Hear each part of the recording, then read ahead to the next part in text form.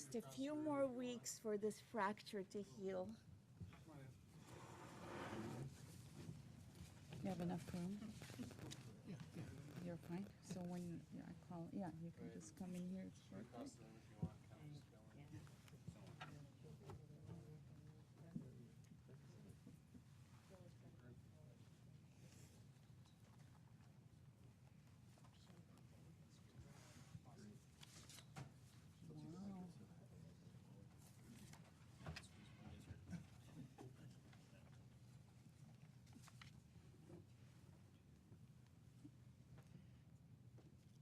Good morning, everyone. When you think about auto theft, you're thinking about cars being hot-wired, cars being dismantled and sold. This is a different kind of case. For a year, investigators with the San Diego Regional Auto Theft Task Force, the RAT team, began looking into a massive auto theft scheme of a different kind. This criminal enterprise involved a network of individuals and dozens of shell companies that allowed the ringleader to pull the strings and carry out the scam for more than a year.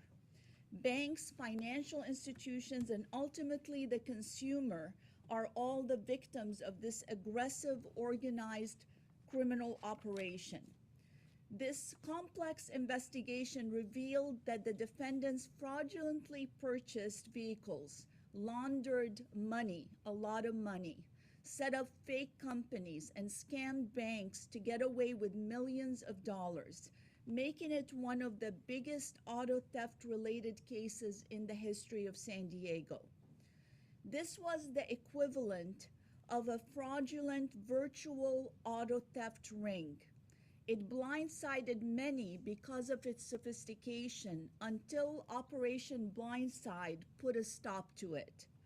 I'm joined today by RAT Commander, California Highway Patrol Captain James Portilla, to announce that 21 individuals have been charged as a result of Operation Blindside.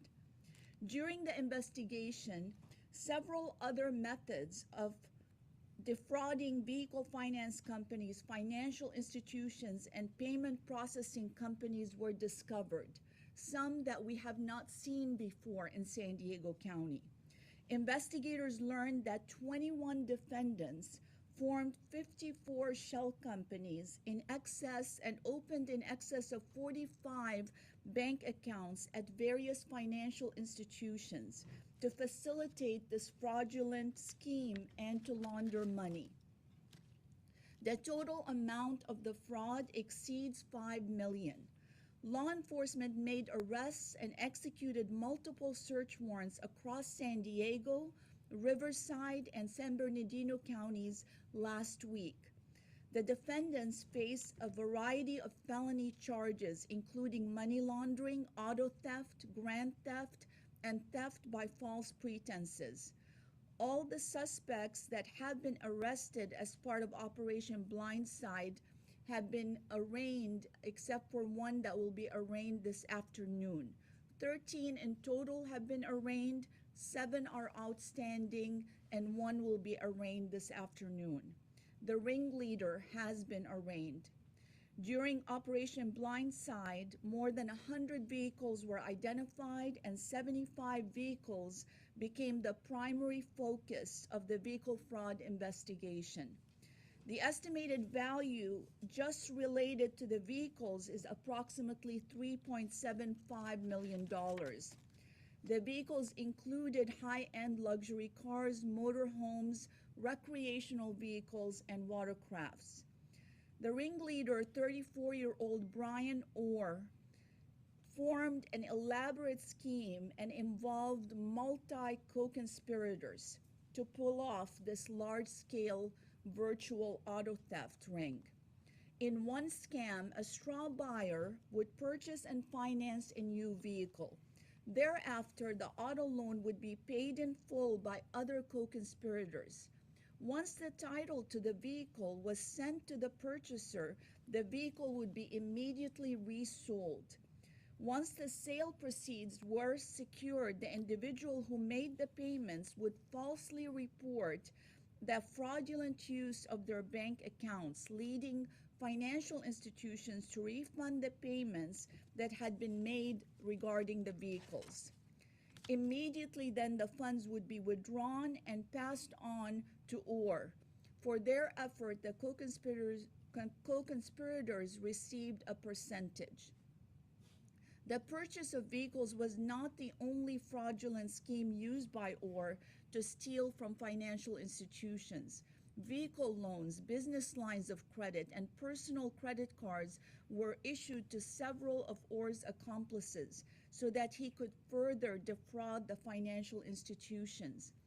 Other fraudulent schemes involved the purchase and return of merchandise between the various shell companies and then a fraudulent disputing regarding the charges, leading banks to provide refunds. Or used the shell companies to steal another $2.5 million from banks over a 16-month period. He faces multiple years in prison. The maximum is 100 years. Operation Blindside began with an investigation led by RAT. Ultimately, the investigation expanded to include resources that were needed from all of these agencies that I'll introduce represented here behind me, and really what became a landmark collaboration amongst law enforcement and led by the RAT team. This investigation included the San Diego District Attorney's Office, the National Insurance Crime Bureau, California Department of Motor Vehicles, and various other local, state, and federal investigative units that I will introduce. Operation Blindside also involved investigators that were already assigned to the RAT task force, and then as the size of this operation expanded with more assistance from the various departments.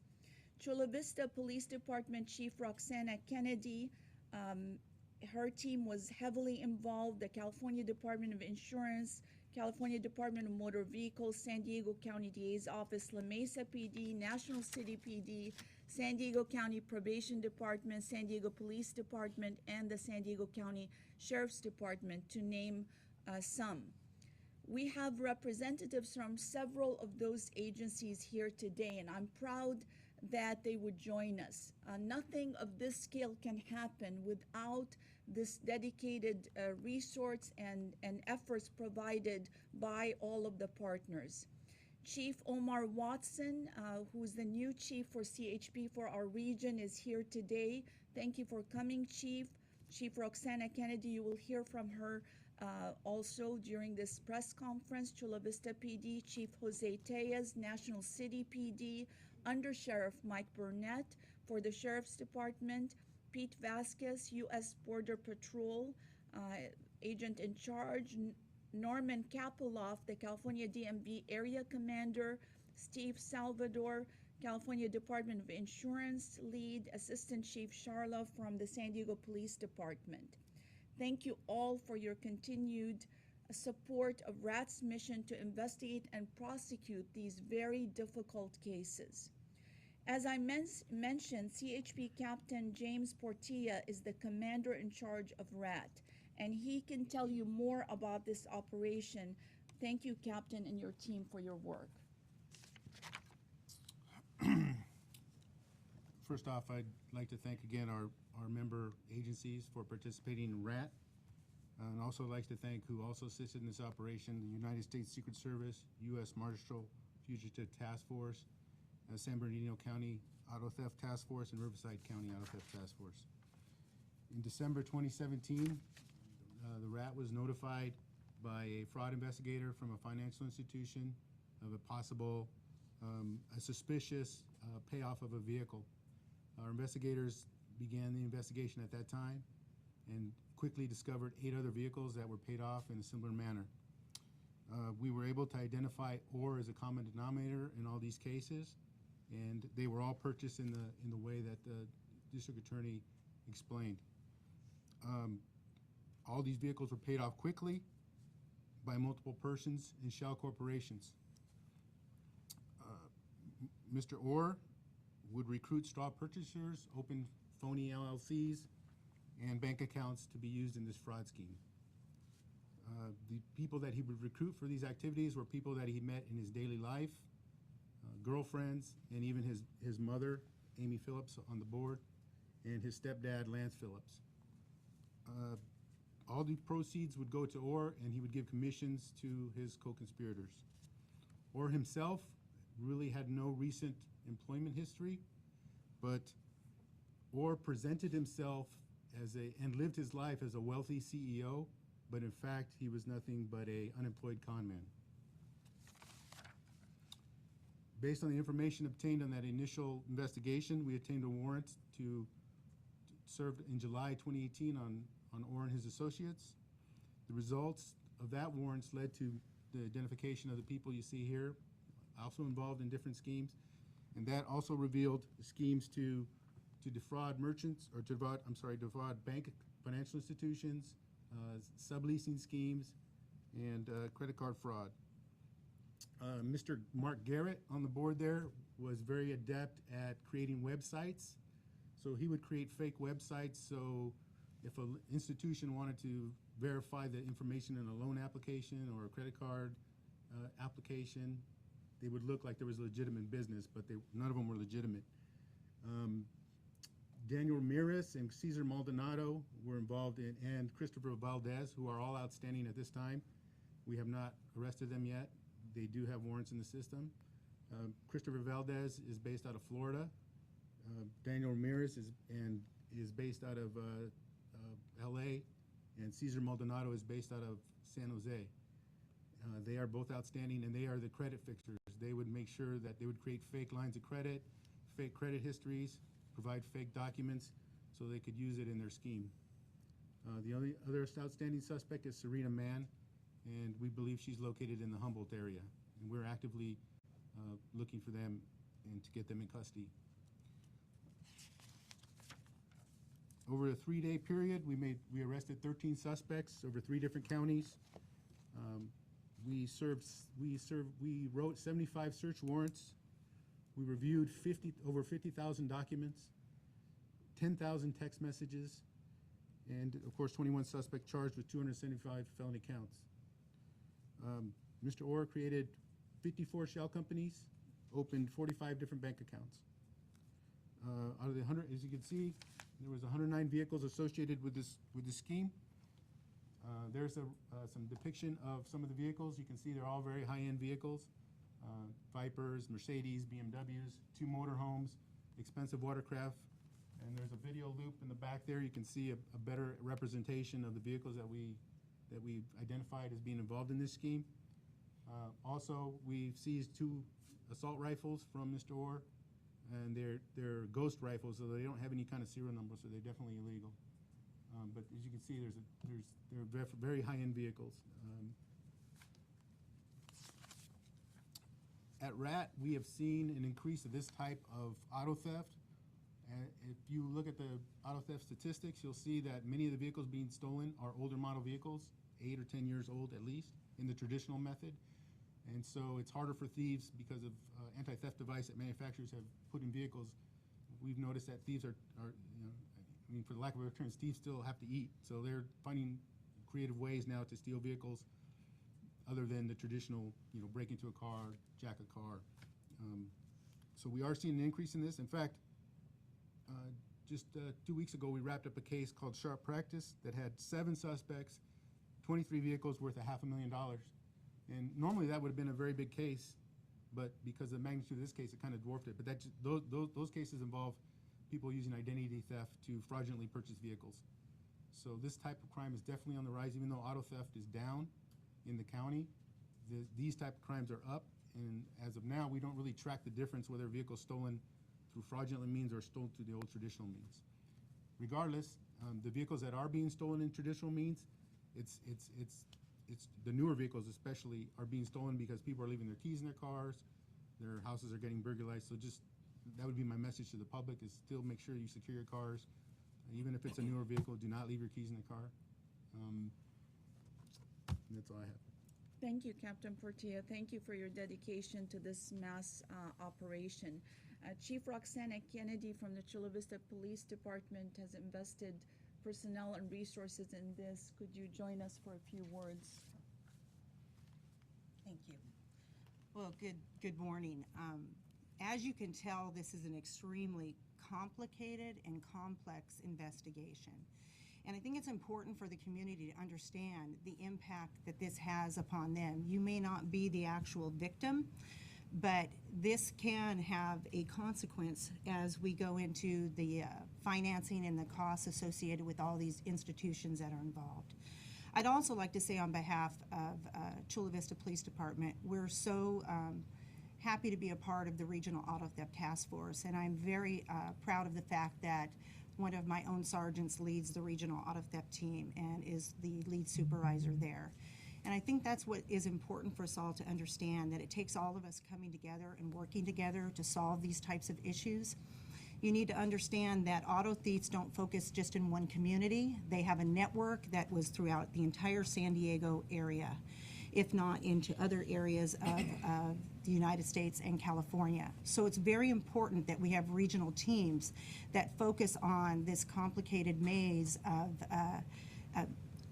the detail. I mean, we used to just see people go steal a car, and then, you know, they would go out there and actually break in the window and steal a car, and they're off, possibly transporting it across the border, selling it, whatever the case is. Now, this is very detailed work that goes into solving cases this complicated. Very impressed about the effort, and on behalf of all the men and women in San Diego County and all the agencies that are here today, we believe in this regional auto theft team, and we know that it makes a difference. Without these teams working together like this and having the regional effort that we do in San Diego County, I don't believe that we would be as successful in complicated cases like this. So I appreciate all the efforts from all these men and women that are here today that are working behind the scenes, and there are many faces that you don't see today that are working behind the scenes that are actually being able to piece together these cases. We thank you for the effort, and we hope that the community takes note of this and realizes that together we can work on these. They may have information about some of these individuals they discussed that are still outstanding. We hope that they'll participate in this also and help us solve these cases, because it's about the community that this is important. We get the criminal element off the streets to keep San Diego County one of the safest communities. So thank you. Thank you, Chief Kennedy. Can I add one more? Yes, please. Just one other thing. So the district attorney did explain how the initial scheme went with buying vehicles. Just on the credit card merchant fraud scheme, in essence, he would create a fake jewelry company, and then the buyers would be his associates, would buy from that jewelry company. After several months, they would the buyers of the jewelry, there was never any transaction, would claim that the jewelry wasn't real and want their money back from either the financial institution. And then in the meantime, his jewelry company had already gotten paid for a product they didn't provide. So then he would keep that money, and then the associate would get a refund on their Visa, and they would keep that money. That was the merchant credit card fraud. That's, in essence, they did that multiple times. The other thing he was doing was subleasing vehicles, where he would buy a vehicle on finance, and then in an unauthorized method, he would lease that vehicle to possibly an innocent person with bad credit, and lease them a brand new vehicle that they normally couldn't get, and in some of those instances, he wouldn't make the payments on those vehicles. So there could be persons out there that have vehicles that they're leasing, they believe they're leasing from this company, from one of his corporations, but they really have no legal title to the vehicle. It could be because they don't have the registration, they don't have the title. And in fact, when it comes time for them to register, they won't be able to. So that was another one of his schemes that we uncovered. Thank you so much. As we're very proud of the efforts of the entire team, I do want to thank our own team at the DA's office, led by Chief Sherry Thompson-Taylor, the unit that's prosecuting this case, and the two deputy district attorneys working on this case with high expertise in money laundering and auto theft are Stacy McReynolds and Jeannie Williams, along with District Attorney Investigator Ronald Drake.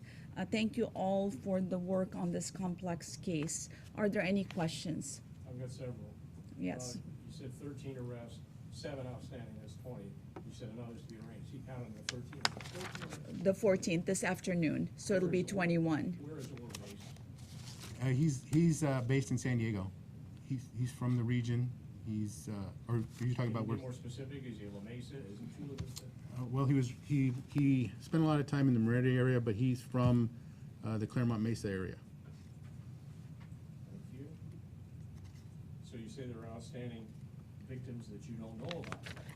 It's possible, at this point in the investigation, we're not sure if those subleasers actually knew that they weren't authorized to sublease these vehicles, or if they were actually, duped by his corporation, or one of his companies that actively look for people for bad credit to lease them vehicles. Nobody hurt? I'm sorry? Nobody hurt in all of the arrests? Other than, so during the arrest of all the suspects, we did have some minor scratches to one of our agents. And one of the suspects, that would be Mr. Runowitz, had a lemur, a wild lemur, and while we were trying to contain it, it scratched a couple guys. But other than that, nothing. Of the 13 people who are arraigned, are they all in custody, or have they bailed out, and is Orr in custody? All of them are in custody still. One has bailed out. That would be Paul Giddings.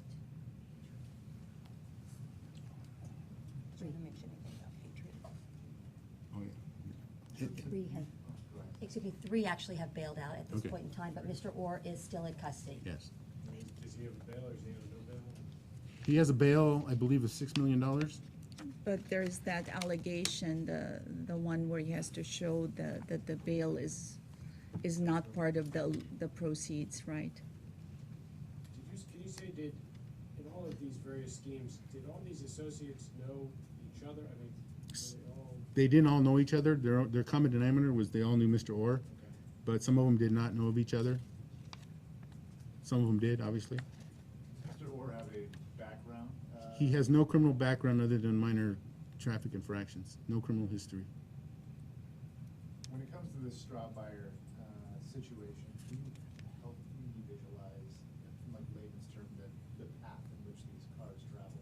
Okay, so on the initial, so I'll keep it simple. So you have three people involved. You have person A, person B, and person C. Person A purchased the vehicle on finance, okay? Person B and C open bank accounts, and they pay off that loan. So now person A gets the title back, right? So now they have a title of this vehicle because it's paid off. That person sells that vehicle and keeps the proceeds, person A. Person B and C report to the bank that those funds were withdrawn fraudulently, and the bank reimburses them those funds. And then they close those accounts and take them out. You said there are 7 outstanding, but I think I only caught 4. Maldonado, Ramirez, Valdez, and Well, we just. Did I get the number wrong? So we have Mann, Phillips, Valdez, Ramirez, and Maldonado. And I think we just got one, right, recently? So Michael Dockerell is currently in custody in the state of Washington, and he will be extradited to San Diego. Lance Phillips is in Pennsylvania, we believe. Christopher Valdez is in Florida. Cesar Maldonado is in San Jose, we believe. And then Serena Mann and Daniel Ramirez and Carlos Valencia, we believe, are maybe closer in the Los Angeles area. And this was Deputy District Attorney Stacy McReynolds. And if I could follow up for 1 second as to the vehicle purchases, everything that the captain said, it was orchestrated by Brian Orr. So he told the straw buyer which car to go buy. He told the people that owned the or had access to the accounts to pay. He told them when to make the request for a refund and to claim that there was fraud. When the title was given to the straw purchaser, it was turned over to Brian Orr. So Brian and the straw purchaser would actually go resell the car at CarMax. He would keep the bulk of the money. When the money was refunded into the accounts of the account holders, that money would be withdrawn and the bulk of the money would be given to Brian Orr. They would keep a small percentage of it because their accounts were being used for their part of the conspiracy, but it went to Brian Orr. So he was the mastermind of organization in this, all of the vehicle purchases. So I guess I'm having a hard time following it. If the car was paid for, why is it auto theft? If they paid for the car and get the title. It was purchased where's the fraudulently. The mo- It was purchased under under fraudulent circumstances. And then the money was refunded. So the shell corporations whose accounts were used, once it was paid, the car was paid off, and the title was provided to the straw buyer and Brian Orr, and they then resold the car. The owners of those shell corporations, like I say owners with quotes because there's no legitimate business associated with them, they would call the financial institution and claim fraud. My account was basically hacked, and money was taken from it to pay for that vehicle. I don't have that vehicle, it's not mine. So the money was then refunded to their accounts, and they would pull the money out. So isn't that bank fraud? I mean, more than it is. It's actually both. Yeah. It's like theft by false Who's the victim of pretenses. the auto theft? The financial institution. Yes. And I think you guys have mentioned at some point, sometimes these cars eventually end up in the hands of people with bad credit that would go for it. At what point do they figure out, hey, this isn't a, Well, they'll figure it out when they try to re-register their vehicle, because they won't be able to, because they have no title. They're not entitled to that vehicle at all. and of the 100 vehicles that have been stolen in one way, shape, or form, how many would you guess that is? Well, right now we know of approximately 12 to 15. Because normally the vehicles would be sold to a CarMax, to a dealer, and they just take the money. And I will tell you that the auto theft charges that we have charged against these individuals do not involve the ones that were done on this sublease or lease to own fraud. Those were the ones that are based, that we could prove were purchased and monies were refunded. It's just another scheme that they're involved in. It is unfortunately a very complicated case because there are multiple levels of fraud that are going on that he's orchestrating. So if there are still some outstanding leases and people aren't aware, where is that money going? Back to those banks? That money was going to Orr, and he wasn't paying on him, on some of those. Right, but you're saying that some people may still be unaware that they're victims. Yes, absolutely. Still paying him money? Or- Yes, yes, yes. They were made to his company, Patriot Financial. Would you be able to backtrack where those payments are coming from to figure out? Eventually, we have the lease agreement, so we know where these vehicles are. Some of them are located out of state. And so eventually, we are going to try to reach out to the owners or the financial institution to let them know about the status of their vehicle. And he called himself Patriot Financial? Patriot Financial, yes, yes. Most recently, Patriot Financial. Yeah. He's been Patriot Industries for the bulk of the time that we've been doing our investigation. Yeah, 54 different LLCs, he had different names for all of them. I don't give this guy too much credit, but this is very complicated, very intelligent. Yes. Anything like have you guys ever seen or even heard of anything? I have 30 years with the California Highway Patrol, been investigating auto theft for many of those years, and I've never seen a case like this. Has it opened your eyes to other possibilities like this that might be even going around now? Yes. Can you talk about that at all? No. How long was he doing this? What's the time frame? We only went back 3 years, but who knows? It could even, From 18? yes. The earliest charge on the complaint is 2016. Yeah. So it could have been going, we don't know what he was doing before. When we try to find out if he had a work history, we really can't find anything. And you had asked where he lives. He most recently lived in Claremont Mesa. He lives in Mission Valley. He's lived everywhere. Basically, it seems he has a pattern of renting apartments, either under his name or somebody else's name. And then what he does is he doesn't pay the rent, and then he waits till he's evicted, then he goes to a new one. And so this, where he was arrested in this case was at an apartment that he had already gotten an eviction notice at. And he actually did have a warehouse in the Mission Valley area that was also being evicted. So it seems to be a pattern that, so he's kind of a chameleon of where he at. where he lives. But prior to 3 years, he has no history and no history of employment at any time. So who knows? But this could have been going on longer for all we know. Just real briefly, 14, or I thought I heard another one that you've got in custody in another state, waiting extra. So do you have 15 that you've got? How many are you So still? 13 have been arraigned, and one is going to be arraigned this afternoon. Okay, So that's 14, in custody here, right? and one out of state? 14, Yes. yes. Michael Dockrell is in custody in the state of Washington. So you're still seeking 6. 6, 6 people? yes. Okay, thank you. All right, thank you very much, everybody. Would you mention if it was on lease from those two companies? We're still trying to work through that, so. Thank you so much, thank you.